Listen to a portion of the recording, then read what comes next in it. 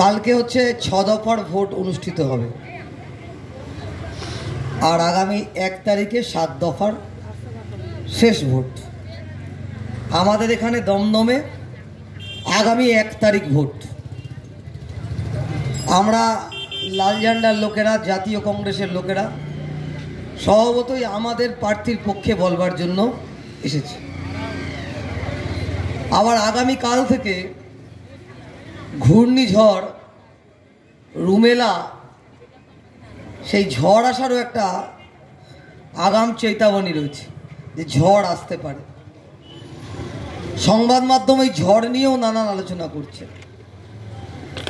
কিন্তু সংবাদ মাধ্যমের কপালে আর একটা ঝড় চিন্তার ভাঁজ ফেলেছে। প্রথম দিকে তৃণমূল আর বিজেপি, এছাড়া আর কিচ্ছু নেই। এই বাইনারি সৃষ্টি করা মিডিয়া, তাদের কপালে এখন ভাঁজ। কারণ বাম কংগ্রেস পশ্চিমবাংলায় নতুন ঝড় তৈরি করেছে।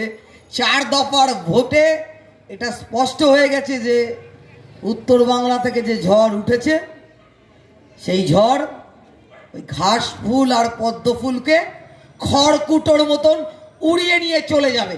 এখন ওদের কপালে ভাঁজ। গতকাল বুদ্ধ পূর্ণিমা গেছে, আকাশে চাঁদ উঠেছিল। আপনি আমি সকলেই চাঁদ দেখছিলাম, ভালো লাগছিল।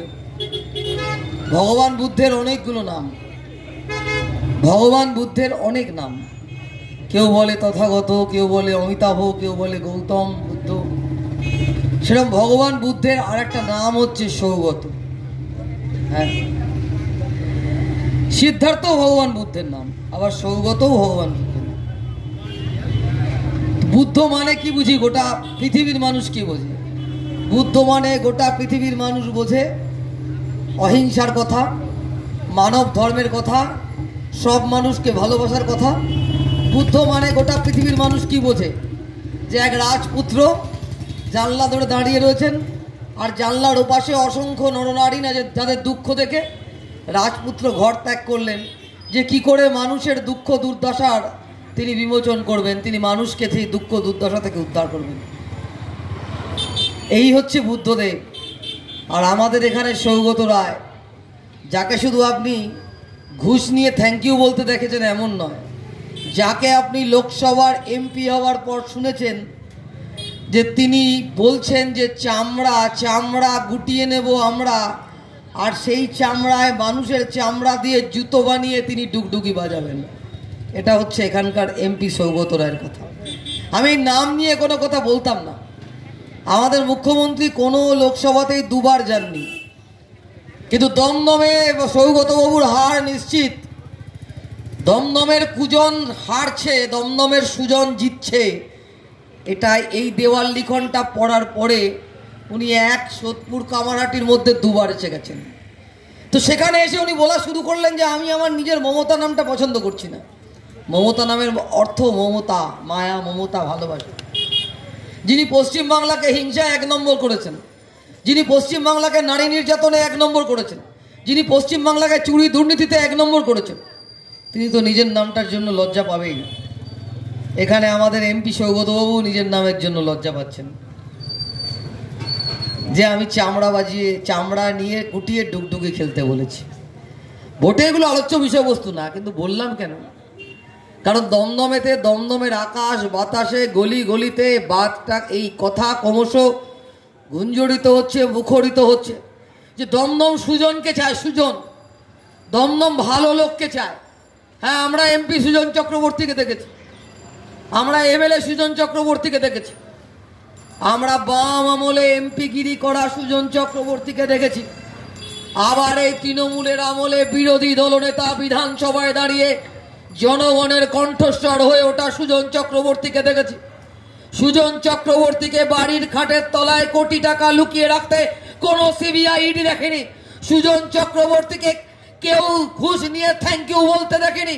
সুজন চক্রবর্তী কারুর থেকে অন্যায়ভাবে টাকা নিতে দেখেনি।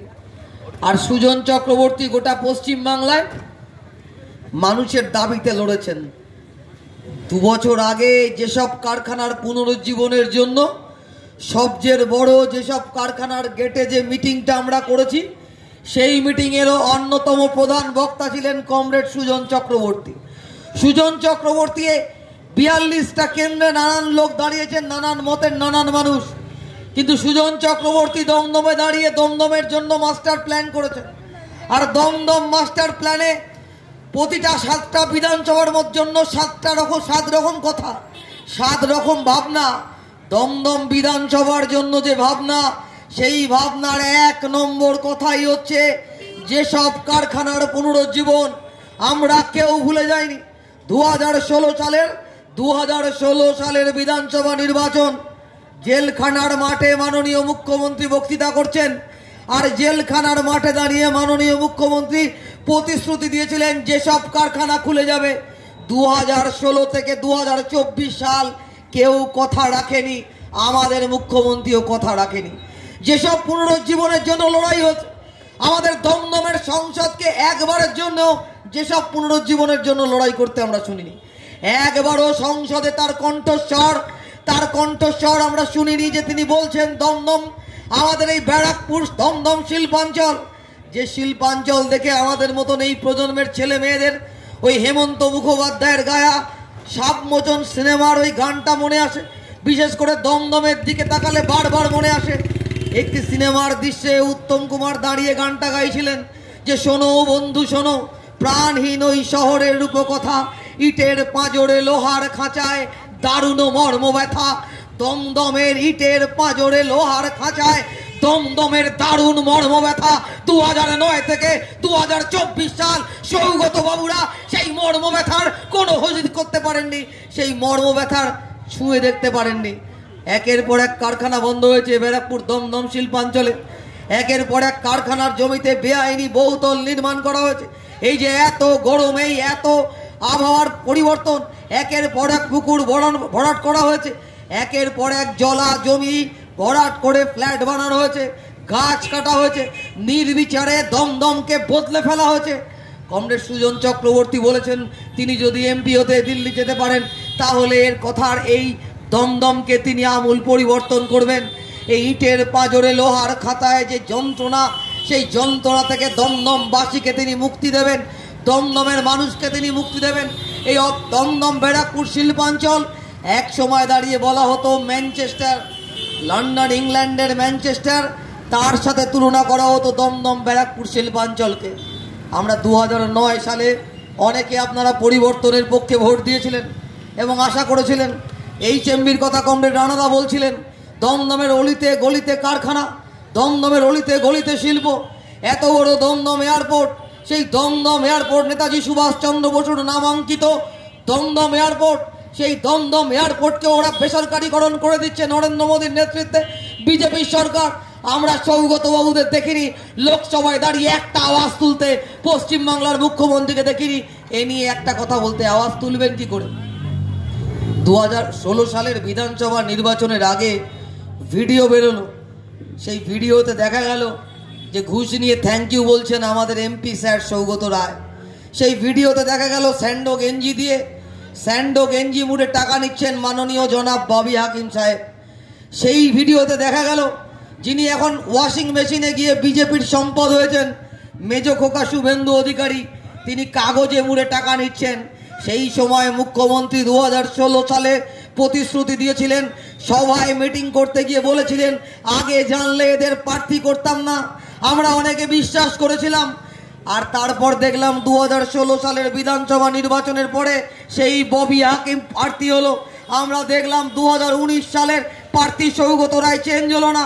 আর বিজেপির পক্ষ থেকে বলা হয়েছিল, এথিক্স কমিটি গঠন করা হয়েছিল। যারা মনে করেন এই তৃণমূলের সঙ্গে লড়বে বিজেপি, যারা মনে করেন দুর্নীতিরাজের অবসান ঘটাবে বিজেপি, তাদের উদ্দেশ্যে বিনয়ের সঙ্গে বলতে চাই যে দুর্নীতির অবসান ঘটাবেন। 2016 সালের এথিক্স কমিটি গঠন করা হলো লোকসভার এই সাংসদদের বিরুদ্ধে ব্যবস্থা নেওয়ার জন্য। আমরা দেখলাম সংসদে মোদির গণতন্ত্র হরণের বিরুদ্ধে প্রতিবাদ করলে পরে রাহুল গান্ধীকে সংসদ থেকে সাসপেন্ড করা হয়। কিন্তু আমরা দেখলাম ঘুষ নেওয়ার পরেও 9 বছর হয়ে গেল, একটা এথিক্স কমিটির মিটিং হলো না।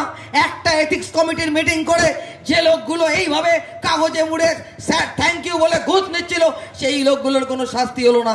আপনি বিশ্বাস করেন? যে পশ্চিমবাংলার কোনো দুর্নীতি হয়েছে আর সেই দুর্নীতি মুখ্যমন্ত্রী জানেন না? আপনি বিশ্বাস করেন যে পশ্চিমবাংলার কোনো দুর্নীতি হচ্ছে সেই দুর্নীতি পিসিভাইপো জানে না? মিউনিসিপ্যালিটির একজন কাউন্সিলর পাড়ায় যদি একটা ডাস্টবিন তৈরি করে মিউনিসিপ্যালিটির টাকায়, সেখানেও লেখে মাননীয় মুখ্যমন্ত্রীর অনুপ্রেরণা। আমার চোখে দেখা একটা ঘটনা আমি আপনাদের সামনে বলতে পারি। বেশ কয়েক মাস আগের কথা, আমি আর আমার মা দাঁড়িয়ে রয়েছি। তৃণমূলের এক নেতা রিক্সা করে ফিরছে। ওই যে জেলে আছি বালু না কি নাম, আমাদের খাদ্যমন্ত্রী না অখাদ্যমন্ত্রী, তারপর বনমন্ত্রী ছিল, ওই বালুবাবু বলেছিলেন যে সিপিআইএমের সঙ্গে আত্মীয়তা রাখবেন না, বন্ধুত্ব করবেন না। তা আমাদের পাড়ায় তো সেসব নয়, আমরা সবাই সবার সাথে কথা বলি। তা আমার মা ওই ভদ্রলোককে বললেন, কেমন আছেন দাদা, কোথা থেকে ফিরছেন? ভদ্রলোক বললেন, ছেলের ঘরে নাতি হয়েছে। আমার মা তাকে বললেন, খুব ভালো, দারুণ হয়েছে। তখন ভদ্রলোক বলছেন, সবই তার অনুপ্রেরণায়। আমার মা বলল, দেখিস কত ভগবানকে বিশ্বাস করে, বলছে তার অনুপ্রেরণায় ছেলের ঘরে নাতি হয়েছে। আমি ওকে বললাম, ভগবানের কথা বলিনি, বলেছে মাননীয় মুখ্যমন্ত্রীর কথা। কারণ তার আগের দিনই কাগজে পড়েছি, আনন্দবাজার পত্রিকায়, যে কাগজ না পড়লে পরে আপনি পিছিয়ে যাবেন। আমাদের আলিপুর চিড়িয়াখানায় একটা বাঘ শাবকের জন্ম হয়েছে, বাঘের বাচ্চার, আর খাঁচার পাশে লেখা রয়েছে অদ্য এই সময় দাঁড়িয়ে ব্যাঘ্র শাবকের জন্ম হলো, আর নিচে লেখা রয়েছে মাননীয় মুখ্যমন্ত্রীর অনুপ্রেরণায়। যার অনুপ্রেরণা ছাড়া পশ্চিমবাংলায় বাঘের বাচ্চা না জন্মায় না, যার অনুপ্রেরণা ছাড়া তৃণমূল কংগ্রেসের পরিবারে সন্তান জন্মালেও তৃণমূল কংগ্রেসের নেতারা মাথা ঠেকিয়ে বলে ওনার অনুপ্রেরণা। যিনি চাইলে পারে পশ্চিমবাংলায় বর্ষা ঢোকে, যিনি চাইলে পারে বর্ষা ঢোকেন না, যিনি বলেন আমি এক হাত দিয়ে করোনা ঠেকিয়ে দিয়েছি, যিনি আর এক হাত দিয়ে ঠেকিয়ে বলেন আমি আমফান ঠেকিয়ে দেবো, যিনি আর এক হাত দিয়ে রুমেলা ঠেকানোর কথা বলেন। আপনি বিশ্বাস করেন এই যে পুকুর বুঝিয়ে টাকা, ফ্ল্যাট করে টাকা, মিউনিসিপ্যালিটির এলোমেলো করে দেয়, লুটে পুটে খায় মিউনিসিপ্যালিটির টাকা লোটা, এই যে বহুতলের নাম করে লেখা টাকা, এই যে মাটি বিক্রি করে টাকা, এ সব কিছু তিনি বাদ দিয়ে কিছু হয়েছেন, কারণ তার অনুপ্রেরণা ছাড়া কিচ্ছু হয় না। পার্থ চট্টোপাধ্যায় যখন জেলে যাচ্ছেন, উনি বলছেন আমি তো জানতাম না। ওনার বাড়ি থেকে কয়েকশো মিটার দূরে পার্থ চট্টোপাধ্যায়ের বান্ধবীর ফ্ল্যাট, আর সেই ফ্ল্যাট থেকে কোটি কোটি টাকা পাওয়া যাচ্ছে। উনি বলছেন আমি তো কিছু জানতাম না। ওনার প্রিয় অনুব্রত মণ্ডল, মাথায় নাকি তার অক্সিজেন ঢুকতো না, এক সময় দাঁড়িয়ে শিউড়ির বাজারে মাছ বিক্রি করত। সেই অনুব্রত মণ্ডল এখন তিহার জেল কাটছে, আর তিহার জেলেতে টেপ রেকর্ডে একটা গানই বাজছে, কাটে না সময় যখন আর কিছুতে, বন্ধুর টেলিফোনে মন বসে না, জানলার গিলটাতে ঠেকাই মাথা, মনে হয় বাবা যেন ডাকছে আমায়, আয় খুকু আয়, আয় খুকু আয়। খুকু বাবা ডাকলেও খুকু চলে গেল জেলে। আপনি ভাবতে পারেন, আমার ভাইপো মাঝে মাঝে আমায় ব্যঙ্গ করে বলে যে আমি মাধ্যমিকে তোমার থেকে বেশি নম্বর পেয়েছি। আগে বলতো, এখন আর বলে না। আমি মার্কশিটটা দেখাতে পারি না, এখন আমি মার্কশিটটা দেখাই। আমার মার্কশিটে সই আছে সুদিন চট্টোপাধ্যায়, যিনি এখনও বারাসাতে বহাল তবিয়তে রয়েছেন, যাকে কোনো ইডি সিবিআই ধরতে পারেনি। আর আমার ভাইপোর মার্কশিটে রয়েছে মানিক ভট্টাচার্যের, সেই যে মানিক ভট্টাচার্য, কেউ কেউ বলছে মানকে, বউ ছেলে নিয়ে একেবারে জেলে। মানকেকে দেখেই তো আমার ওই গানটা মনে পড়ে, মানকেকে দেখেই তো ওই গানটা মনে পড়ে। কয়েকদিন আগে শ্রীলঙ্কার একটি মেয়ের গান খুব জনপ্রিয় হয়েছে না, মানিকে মাগে হিতে, আর ওকে দেখে আমার মনে পড়ে মানকে কত দিতে হতো, কত দিতেন মানকে। ছেলে নিয়ে বউ নিয়ে একেবারে সব পরিবারে জেলে, অনুব্রত মণ্ডল সব পরিবারে জেলে।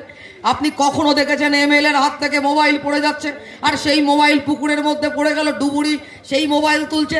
মুখ্যমন্ত্রী আগে বলেছিলেন দোয়াই আমাদের চোর বলবেন না, এখন কেউ কেউ বলছেন যে রামকৃষ্ণদেব বলেছিলেন টাকা মাটি, মাটি বলেছিলেন না, আর এখন এরা বলছে এত মাটি এত টাকা, যত মাটি তত টাকা। কেউ কেউ বলছে এই তৃণমূল। আমি বললাম এই তৃণমূল তিন প্রকার, এক প্রকার তৃণমূল বেলে আছে, এক প্রকার তৃণমূল জেলে আছে, আর এক প্রকার তৃণমূল ওয়েটিংয়ে আছে। আপনি ভোট দেবার আগে ভাববেন যে আমাদের স্যার ওয়েটিংয়ে আছে, ওয়েটিংয়ে আমাদের দমদমের সাংসদ ওয়েটিংয়ে আছে। আপনার ভোট দেওয়ার কয়েক মাসের মধ্যে যতই সেটিং ফেটিং করুন, তিহার জেলে চলে যেতে হতে পারে।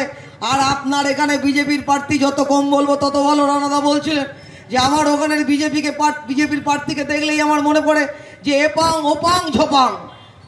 প্রথম এলো এপাং, প্রথম ছিল তৃণমূলে, তারপর গেল বিজেপিতে, আবার ঝপ করে তৃণমূলে, আবার পরে এপাং কথাটা লিখতে হলো, আবার 2023 সালে চলে গেল তৃণমূলে। আবার 2024 সালের 10ই মার্চ বিকেল 4টে অবধি বাড়িতে লাগানো ছিল দিদির ছবি, 5টা থেকে হয়ে গেল মোদির ছবি। আমি এক বিজেপির নেতাকে জিজ্ঞাসা করেছিলাম যে আপনাদের বাড়ি থেকে রেডিমেড কাগজ এই ছবিটা কেনা থাকে নাকি? বললো ছবিটা কিনে রাখতে হয়, সবার ছবি আমরা কিনে রাখি, দিদির মোদির, কখন কোনটা লাগবে। এখানে দাঁড়িয়ে এক এক কালকের কাগজে পড়ছিলাম যে মুখ্যমন্ত্রীর এখানে দাঁড়িয়ে তৃণমূল কংগ্রেসের ভোট প্ল্যানার কে বলছে পিকে প্রশান্ত কিশোর, আর কাগজে বেরিয়েছে বিজেপির মুখপাত্র হয়েছে প্রশান্ত কিশোর।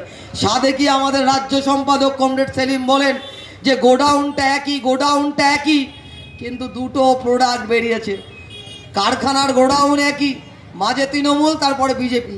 আসলে মুখ্যমন্ত্রী মমতা বন্দ্যোপাধ্যায় যখন দল তৈরি করছিলেন 1998 সালে যখন দল তৈরি করছিলেন তখন তিনি গেছিলেন নাগপুরে, আর নাগপুরে RSS এর প্রধান মোহন ভাগবত তাকে বলেছিল যে আমাদের ওখানে বড় ফুলের সিম্বল আছে, তুমি ছোট ফুল সিম্বল নাও, যখন প্রয়োজন হবে বড় ফুল হয়ে যাবে, যখন প্রয়োজন হবে আবার বড় ফুল থেকে ছোট ফুল হয়ে যাবে। ফলে সেই দিনটা দেরি নেই, ভাইপো লোহা চুরি, কয়লা চুরি, গরু চুরি, একেবারে ইন্টারন্যাশনাল ভাইপো বিয়ে করেছে। এমন বিয়ে করেছে, দেখুন আমার কারোর ব্যক্তিগত কথা বলার আমার কোনো উদ্দেশ্য নেই, কিন্তু কেউ যদি তার ব্যক্তিগত বিষয়টাকে পাবলিক করে দেয় কথা বলতেই হয়। 2019 সালে বইয়ের নামে 2019 সালে একটা প্যান কার্ড নাম্বার, 2024 সালে আর একটা প্যান কার্ড নাম্বার। এমন উচ্চ বংশ এমন বিয়ে করেছে, বউ সোনা পাচার করতে গিয়ে এয়ারপোর্টে ধরা পড়লো। শুধু বউ ধরা পড়লো এমন না, শালি ধরা পড়লো। বিয়ে করলো থাইল্যান্ডের মেয়ে, ঠিক আছে, কি পেশা বললো গরু পাচার করে।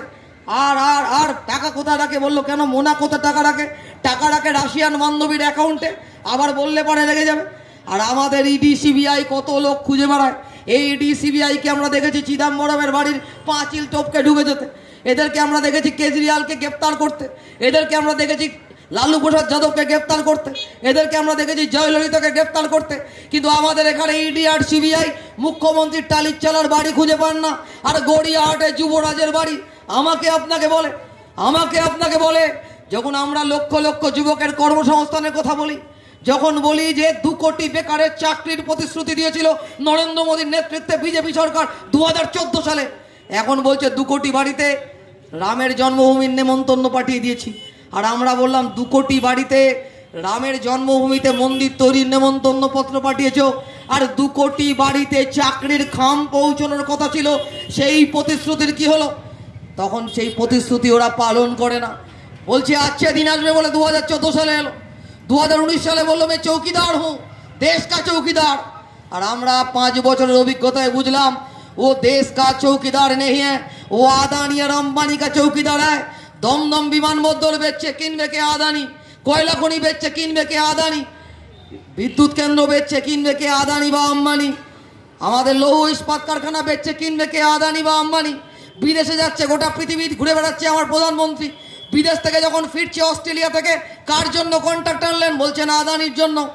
10 বছর আগে একটা মামুলি পাড়ার শিল্পপতি গৌতম আদানি 10 বছরে পৃথিবীর 1 নম্বর শিল্পপতি হয়ে গেল, আর আপনাকে বলা হচ্ছে ও দেশ কা চৌকিদার হ্যাঁ। দেশের চৌকিদার আমরা বলছি বদল ডালো উস চৌকিদার কো, जो देश को लूट रहा है बदल डालो उस चौकीदार को। আপনি এখন দিল্লিতে যান, মুখ্যমন্ত্রী প্রধানমন্ত্রীর বাসভবনের নাম ছিল আগে রেস কোর্স, এখন নতুন নামটাম হয়ে গেছে। ওই রেস কোর্সের অলিতে গলিতে যান, একটা গান বাজছে, আব লौट চলে, বললো मैं ফকির হুঁ, ঝোলা লেকে আয়া আর ঝোলা লেকে যাऊंगा। এখন বলছে ফকির তুমি ঝোলা লেকে আবার নাগপুরে যাও, কারণ 2014 থেকে 24 সাল বললো কেন আমি মন্দির বানিয়েছি, মন্দির পাড়ায় পাড়ায় বড় বড় ছবি দিয়েছি, আমি যে পাড়ায় থাকি, যে রাম মন্দির বানিয়েছে। আমাদের দেশে 2 কোটি মন্দির আছে, আমাদের দেশে 77 লক্ষ মসজিদ আছে, আমাদের দেশে 66-67 লক্ষ গির্জা গুরুদুয়ারা আছে, আর একটা মন্দির বানিয়েছে, তাতে নতুন কি? আমাদের দেশে নতুন কোনো কারখানা হয়নি। প্রতিশ্রুতি ছিল আজকে দিনের। 2014 সালে রাস্তায় বসেছিল নরেন্দ্র মোদী, স্মৃতি ইরানি, অমিত শাহরা। 412 টাকার গ্যাস 440 টাকা হয়েছিল বলে, পেট্রোল ডিজেলের দাম বেড়েছিল বলে। আর আজকে গ্যাস কখনো 1200 টাকা হয়, কখনো পেট্রোল ডিজেল সেঞ্চুরি করে যায়। ডিজেল বলে দাদা দাঁড়া, পেট্রোলকে কানে কানে বলে দাদা তুই দাঁড়া, আমি কদিনের মধ্যেই সেঞ্চুরি করব। যখন গোটা পৃথিবীতে বিভিন্ন দেশে পেট্রোল ডিজেলের দাম কমে, ক্রুড অয়েলের দাম কমে, তখন এখানে বেড়ে যায়। আপনাকে বলে এক দেশ এক ভোট এক কর, আর জিএসটির নামে পেট্রোল ডিজেলের দামের উপর জিএসটি বসানো হয় না, কারণ জিএসটি বসলে পারে আপনার এখানে দাম বাড়বে। আপনাকে বলা হয়েছিল পার্টি উইথ এ ডিফারেন্স, আপনাকে বলা হয়েছিল বিজেপি একটা পার্টি, তার ডিফারেন্স অন্যরকম পার্টি।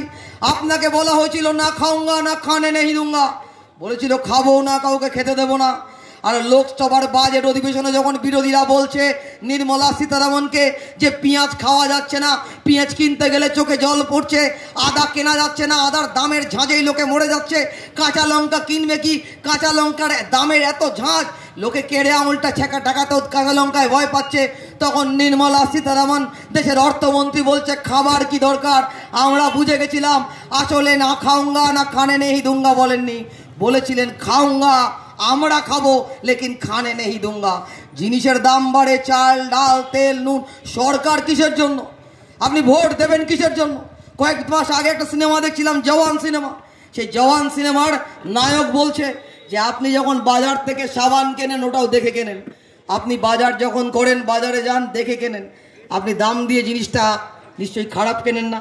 5 বছর পরে আপনার একটা ভোট দেওয়ার সুযোগ হয়েছে, আপনি যাচাই করবেন না যে দেশের সরকার কিসের জন্য? মন্দির বানানোর জন্য না, মন্দির বানানোর জন্য, মসজিদ বানানোর জন্য, গির্জা গুরুদ্বারা বানানোর জন্য অসংখ্য লোক রয়েছে। দেশের সরকার কিসের জন্য? কর্মসংস্থান তৈরি করার জন্য। দেশের সরকার হচ্ছে শিক্ষার জন্য, দেশের সরকার হচ্ছে স্বাস্থ্য পরিষেবা উন্নত করার জন্য, দেশের সরকার হচ্ছে দেশের তারক্কি, দেশের উন্নয়নের জন্য। আর আমার দেশের সরকার হচ্ছে আদানি আর আম্বানির উন্নয়নের জন্য। আমার দেশের সরকার হচ্ছে লেখাপড়া বন্ধ করে দিয়ে, ছোট ছোট শিশুদের লেখাপড়ার অধিকার বন্ধ করে দিয়ে আদানিদের হাতে লেখাপড়াকে তুলে দেবো। এক রাষ্ট্রে এক বিচারপতি দাঁড়িয়েছে ভোটে, আগামীকাল তমলুকে ভোট, তিনি হারবেন তমলুকে। ওই বিচারপতি যখন বিচার হচ্ছে, এক উকিল বলছে স্যার সব স্কুল বন্ধ হয়ে যাচ্ছে রাজ্যে। ওই বিচারপতি বলছে স্কুল বন্ধ হয়ে যাচ্ছে তো কি হয়েছে, আদানিদের স্কুলে পড়তে বলো। আদানি স্কুলে কত টাকা দিয়ে পড়তে হয়? আপনার পাড়ায় Saint Thomas, Saint Luke Auxilium convent যদি থেকে থাকে, আমার পাড়ায় সেন্ট অগস্টিনে কত টাকা দিয়ে পড়তে হয়?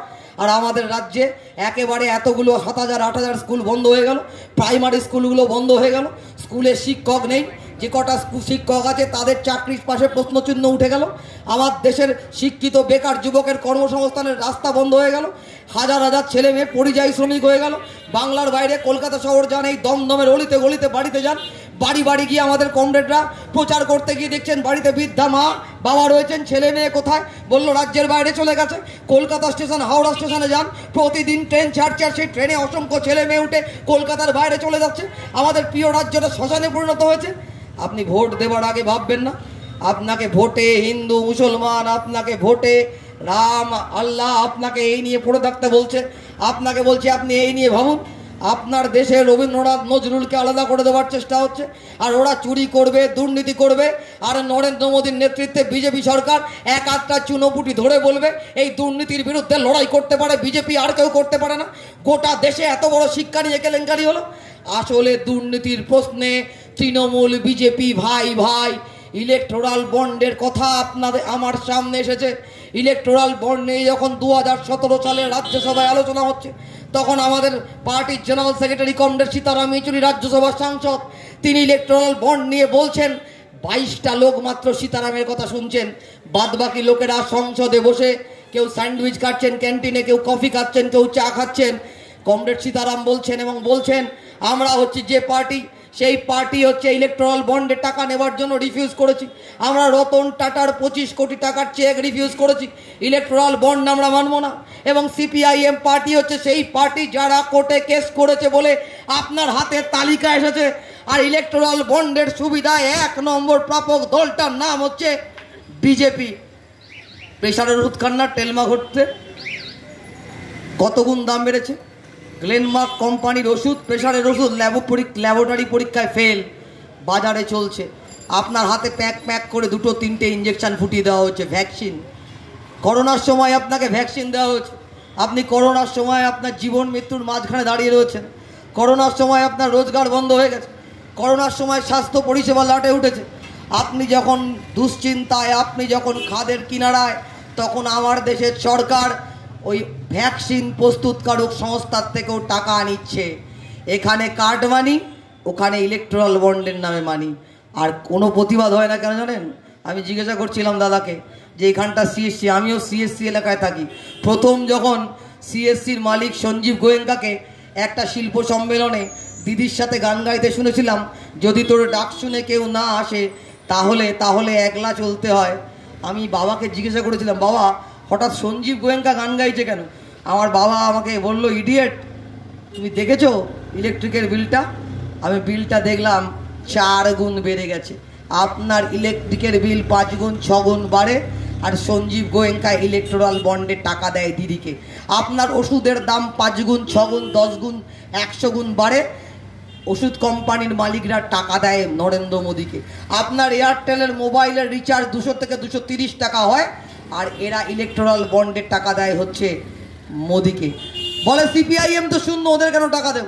সিপিআইএম শূন্য ঠিকই, কেরলে আমরা শূন্য নই। আর 2017 সালে যখন ইলেকট্রাল বন্ডের আইন হচ্ছে তখন আমরা শূন্য ছিলাম না। সিপিআইএম সেদিনও প্রত্যাখ্যান করেছিল। আমাদের এই লাল কাপড়ের ঝান্ডাটা, এই প্রতিটা ঝান্ডা আমাদের স্টেজ মাইক, কমরেড সুজন চক্রবর্তীর প্রচারের জন্য উপকরণ। একটা প্ল্যাকার্ড, একটা পোস্টার, একটা ফ্লেক আপনার কাছে বাড়ি বাড়ি গিয়ে 5 টাকা 10 টাকায় তোলা টাকায়, সেই টাকায় কেনা আমাদের ফ্ল্যাগ কোনো সারদা নারদা, কোনো কাটমানি, কোনো ইলেকট্রাল বন্ড, কোনো মানুষের রক্ত চোষা টাকায় কেনা নয়। আমাদের টাকা প্রচার উপকরণ আপনার টাকায় কেনা, তাই মানুষের প্রতি আমাদের দায়বদ্ধতা। হেরে গেলেও জিতে গেলেও বামপন্থীরা রাস্তায় থাকে। সুজন চক্রবর্তী যেসব বাঁচানোর লড়াইতে দমদমে এসে মিছিল করেন, সুজন চক্রবর্তী বাগজোলা খাল সংস্কারের জন্য চিৎকার করে বলেন। সুজন চক্রবর্তী রাত জেগে নির্বাচনে দাঁড়িয়ে যিনি সাংসদ 14-15 বছরেও ভাবতে পারেননি, সুজন চক্রবর্তী 2 মাসে ভেবে ফেলেছেন দমদম মাস্টার প্ল্যান, দমদমকে কি করে উন্নত করতে হয়। সুজন চক্রবর্তী হচ্ছে সেই মানুষ যিনি ছাত্র আন্দোলন থেকে, কমিউনিস্ট আন্দোলন থেকে, গণ আন্দোলন, যিনি কখনো দল পরিবর্তন করেননি। তিনি আপনার আমার জন্য যিনি সব সময় দাঁড়িয়ে লাল ঝান্ডার হয়ে লড়েছেন, সেই মানুষটি আপনার প্রার্থী। ওরা আমাকে আপনাকে ভাগ করতে চায় জাতের নামে, ধর্মের নামে। ওরা জাতের নামে বজ্জাতি করতে চায়। কয়েকদিন আগে বিজেপির বাপ ঠাকুর দাদাদের কাগজ, বিজেপির অন্তরাত্মা RSS এর কাগজে পড়ছিলাম, বললো লাল ঝান্ডার লোকেরা বলেছে যে ভাতের লড়াই আগে হওয়া উচিত, জাতের লড়াই না। আর RSS বলছে না, আগে জাতের লড়াই হওয়া উচিত, তারপর ভাতের লড়াই। আমি মাথাটা চুলকে একজনকে বললাম, আমি মোদিকে মানবো, অমিত শাহকে মানবো, নাকি ওই মোহন ভাগবত RSS এর ওকে মানবো, নাকি আমার রামকৃষ্ণদেব বিবেকানন্দকে মানবো? এই বাংলায় দাঁড়িয়ে রামকৃষ্ণ বিবেকানন্দ বলছেন খালি পেটে ধর্ম হয় না, আর আমরা লিখছি আগে ভাতের লড়াই। তাহলে আমাদেরটাই তো ঠিক, আমি রামকৃষ্ণকে মানবো না মোহন ভাগবত বলছে ভাত খেতে হবে না, আগে ধর্মের লড়াই করো, আগে ধর্মের নামে গুতোগুতি করো। আরে ভারতবর্ষ হিন্দু মুসলমান সকলের দেশ। ভারতবর্ষ, এই ভারতবর্ষ, এই দমদম আমরা যেখানে থাকি, কোনোটার নাম হয়েছিল বাপুজি কলোনি, কোনোটার নাম হয়েছিল দেশবন্ধু কলোনি, কোনোটার নাম হয়েছিল গান্ধী কলোনি, কোনোটার নাম হয়েছিল গান্ধীনগর, কোনোটার নাম হয়েছিল নেহেরু কলোনি, কোনোটার নাম হয়েছিল সুভাষ কলোনি, কোনোটার নাম হয়েছিল লেনিন নগর, কোনো জায়গার নাম হয়েছিল স্ট্যালিন নগর। ওপার বাংলা থেকে আসা ছিন্নমূল উদ্বাস্তু মানুষ ছেলে মেয়ের হাত ধরে বলেছিল আজ থেকে এপার বাংলা তোমার দেশ। নতুন করে স্বপ্ন দেখা, লাল ঝান্ডা পাশে থেকে তাদের হাতে তাদের জমির দলিল তুলে দেওয়া, আর আজকে NRCC এর নামে আমার জমির দলিল থেকে আমাকে জমি থেকে উৎখাত করা। আর এই সৌগত রায়রা যখন NRCC নিয়ে সংসদে আলোচনা হয়, সৌগত বাবু তখন লুডো খেলেন, আর সাংসদ নুসরাত জাহান তখন টিকটকে ভিডিও করেন, মিমি চক্রবর্তী তখন শুটিং করেন, দেব তখন শুটিংয়ে ব্যস্ত থাকেন, আমাদের প্রসূন ব্যানার্জিরা খেলার মাঠে থাকেন। আর সুজন চক্রবর্তীকে যদি সংসদে পাঠান, উনি আপনার দাবিতেও সোচ্চার হবেন। আপনাদের সকলের কাছে স্বনির্বন্ধ আবেদন যে 1 তারিখ, 1 দিন আসছে দিন, ওই দিন আপনাকে আপনার গণতান্ত্রিক অধিকার প্রয়োগ করতে হবে। 2024-এ যদি বিজেপি জিতে যায় ভারতবর্ষে, 2029-এ হয়তো ভোটটা আপনি দিতে পারবেন না। ওরা যে হিন্দু রাষ্ট্রের নামে দেশ তৈরি করতে চাইছে, সে রাষ্ট্রে আপনার ঘরের মেয়েটার লেখাপড়া করবার আর অধিকার থাকবে না। ওরা মনুসংহিতার দ্বারা দেশ চালাবে। ওরা আপনার আমার প্রকাশ্যে ধর্মাচরণের অধিকার কেড়ে নেবে। ওরা আমার আপনার আমার বাড়িতে একটি ফ্রিজে মাংস থাকবে, সে অধিকারটুকু ওরা ঠিক করে দেবে। আপনার ছেলে মেয়ে কাকে ভালোবাসবে সেটা ওরা ঠিক করে দেবে। ফলে সিদ্ধান্ত আপনাকে নিতে হবে। আর এই তৃণমূল যারা কণ্ঠ দুর্নীতিতে নিমজ্জিত, যে পিসি ভাইপো আজ নয়তো কাল যে পিসি ভাইপোকে তিহার জেলে যেতেই হবে, তাদের হাতে বাংলার মানুষ আর নিরাপদ না। কারণ তারা এই বিজেপির সঙ্গে লড়াই করতে পারবে না। বিজেপির সঙ্গে লড়াই করতে গেলে চাই উন্নত মতাদর্শ, উন্নত আদর্শ, আর সেই উন্নত মতাদর্শ আদর্শের মানুষ হচ্ছে কমরেড সুজন চক্রবর্তী। আসুন এবারের নির্বাচনে কমরেড সুজন চক্রবর্তীকে কাস্তে হাতুড়ি তারা চিহ্নে ভোট দিয়ে বিপুল ভোটে জয়ী করি এবং দমদম, এই দমদম মানে বামপন্থী আন্দোলনের উজ্জ্বল ঘাঁটি দমদম, উদ্বাস্তু আন্দোলনের ঘাঁটি দমদম, শ্রমিক আন্দোলনের মাটি দমদম। এ দমদম বহু নির্মল চ্যাটার্জি থেকে নীরেন ঘোষ, এ দমদম বহু বামপন্থী সাংসদ উপহার দিয়েছে। এই দমদমের উর্বর মাটিতে বামপন্থী আন্দোলন বিকশিত হয়েছে।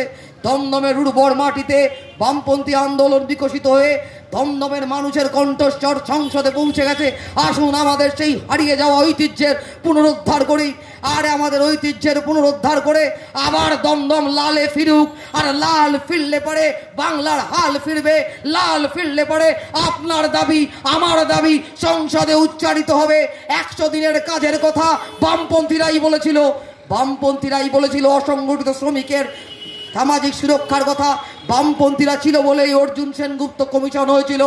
আর সুজন চক্রবর্তীরা হাল ফেরাতে সংসদে গেলে পরে 26,000 টাকা বেতনের কথা উচ্চারিত হবে, ইপিএফ এর 10,000 টাকা পেনশনের কথা বলা হবে, সকলের জন্য সার্বজনীন স্বাস্থ্য ব্যবস্থার কথা বলা হবে, নারী শিশুদের সম্মান রক্ষার কথা বলা হবে, সকল ছেলে মেয়ের শিক্ষার কথা বলা হবে। আর আমার দেশে দাঁড়িয়ে মন্দির, মসজিদ, গির্জা, গুরুদ্বারা নয়, রাজনীতি হওয়া উচিত আমাদের রুটি রুজি জীবন জীবিকার স্বার্থে। সেই রাজনীতির ভাষ্য পরিবর্তনেও কমরেড সুজন চক্রবর্তীদের সংসদে পাঠানোর দায়িত্ব আমাদের দমদমের মানুষকে গ্রহণ করার আহ্বান জানিয়ে আমি আমার কথা শেষ করলাম। এনক্লাব জিন্দাবাদ, বামফ্রন্ট জাতীয় কংগ্রেস জিন্দাবাদ।